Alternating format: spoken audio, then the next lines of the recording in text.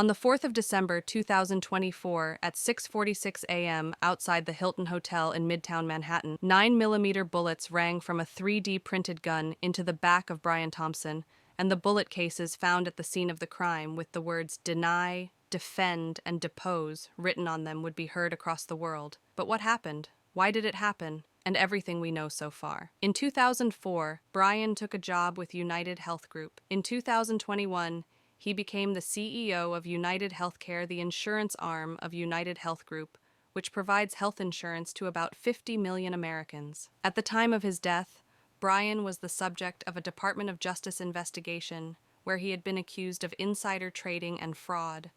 Furthermore, the company that he ran, UnitedHealthCare, has been accused many times of denying legitimate claims, roughly around 38%, which could have saved the lives of many. The tactic in which was used to do this was the phrase delay, deny, and defend, a common phrase associated with insurance companies to avoid paying legitimate claims. Brian had received threats and had been assigned an in-house security detail by UnitedHealthCare for the trip to New York City, but the detail was not with him when he was shot and killed, revealing a significant flaw in their protection strategy. At the time of his death, Brian was in New York City to attend an annual investors meeting for UnitedHealthCare, where he was going to announce predicted revenues of over $450 billion. But on his way there, the unthinkable happened.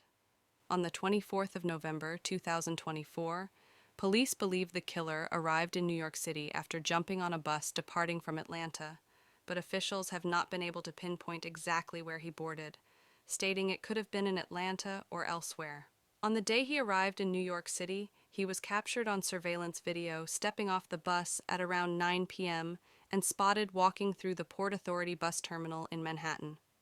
It's believed the suspect then took a taxi to the Hilton Hotel and stayed in that area for roughly around 30 minutes before taking a taxi to a nearby hostel. He then checked into an Upper West Side hostel, left on November 29th, and then used a fake New Jersey ID to check back in on November 30th, which was also the one and only time the individual lowered his mask, which was captured on video surveillance after flirting with the female receptionist. While in the hostel, he slept in a multi-person room with 2 other men and wore a mask for the majority of his stay, while engaging in no conversation with his whereabouts from November 30th to Wednesday morning, still being unclear. On December 4th, 2024, the killer departed the hostel at 5:30 a.m. and arrived at the Hilton Midtown at 5:41 a.m. The police believe he used an electric bicycle to make this trip at 6:15 a.m. The perpetrator was captured on video surveillance leaving the 57th Street F train station. He then entered a Starbucks on the corner of West 56th Street and 6th Avenue at 6:17 a.m. and purchased a water bottle and 2 energy bars. At 6:19 a.m., the perpetrator was captured on video stopping by a pile of trash where he could be seen disposing of one of the items bought from the Starbucks. Then at 6:30 a.m., the suspect could be seen talking on a phone as he walked, which has left some to believe the idea that some type of conspiracy is involved. He could have possibly been speaking to a loved one before committing the act in fears he would be caught immediately, or could have been getting the location for the individual the killer was looking for.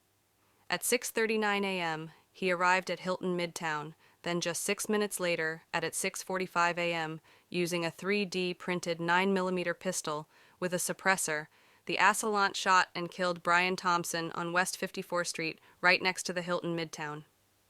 The killer waited until Brian walked by and moved out from behind a vehicle to take the shots.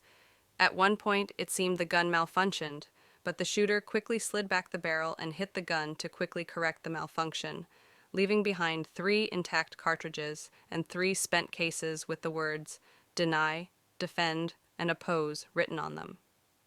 After the shooting, the perpetrator simply just crossed the street, took an alley north to West 55th Street, and made a right.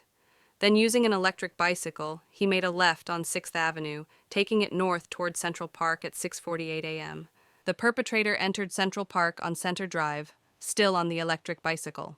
8 minutes later, at 6:56 a.m., the killer exited Central Park on West 77th Street. 2 minutes later, he was seen on the bicycle at 85th Street and Columbus Avenue. At 7 a.m., the suspect was spotted walking on 86th Street, where he no longer had the electric bicycle. something police still have not yet found or recovered. At 7:04 a.m., he entered a taxi on 86th Street and Amsterdam Avenue and took the taxi to the George Washington Bridge bus station on West 178th Street and Broadway. This station is operated by the Port Authority, and there are interstate buses there. The killer was then captured on video entering at 7:30 a.m., but he never came back out, leaving the police to believe that he took a bus bound for Atlanta. When the police first took center stage for the media to give details on the situation and if they had a potential suspect, the police department gave out the wrong description of the jacket worn by the shooter, twice.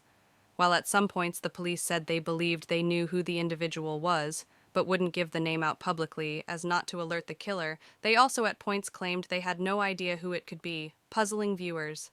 The public believed due to the style of execution that it seemed pretty clear this was a targeted killing, and that Brian was assassinated by someone who had a motive to kill him. Normally, this significantly narrows down the search for a suspect, but considering how Brian worked for UnitedHealthCare, a very unpopular company, there are potentially millions of suspects as a lot of people were not satisfied with the company's performance. The next confusing piece to the puzzle would come 2 days later on Friday the 6th of December, when police found the bag believed to be used by the killer in the shooting. But no murder weapon was found, just a jacket. And Monopoly money?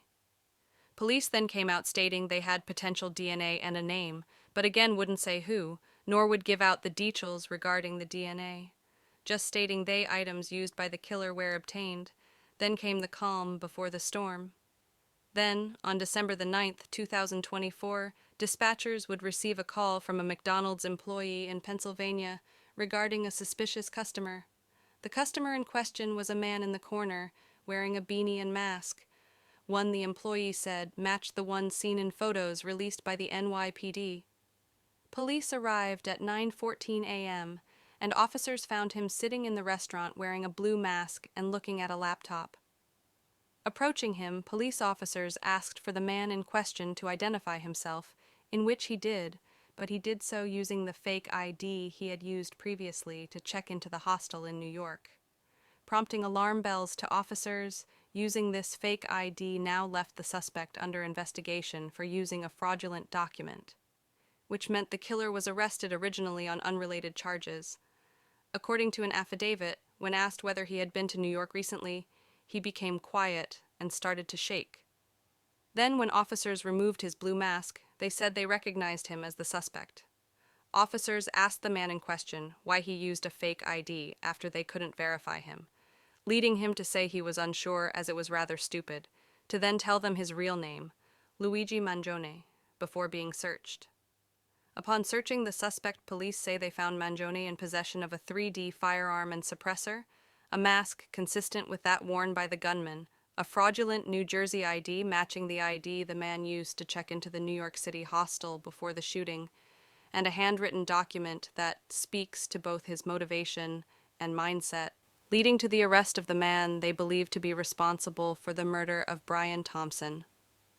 On Tuesday, the 10th of December, Luigi Mangione arrived in Pennsylvania facing a slew of charges as he was seen yelling as he was taken into court. Mangione could be heard yelling, in part, "It's completely out of touch and an insult to the intelligence of the American people. It's lived experience." The suspect in the killing of UnitedHealthCare CEO Brian Thompson is in court for an extradition hearing in Pennsylvania. New York prosecutors charged the suspect with 1 count of murder, 2 counts of second-degree criminal possession of a weapon, 1 count of second-degree possession of a forged document, and 1 count of third-degree criminal possession of a weapon, online court documents show. Mangione was also in court on Monday for a preliminary arraignment on gun charges after being arrested at a Pennsylvania McDonald's. This was before he was charged in New York. Then, the suspect was denied bail during a court appearance Tuesday and is now fighting extradition to New York. Mangione will stay at Huntingdon State Correctional Institution in Pennsylvania, and prosecutors have 30 days to obtain a governor's warrant. If you enjoyed and want more updates on this case or cases like it, hit the subscribe button. Otherwise, thanks for watching.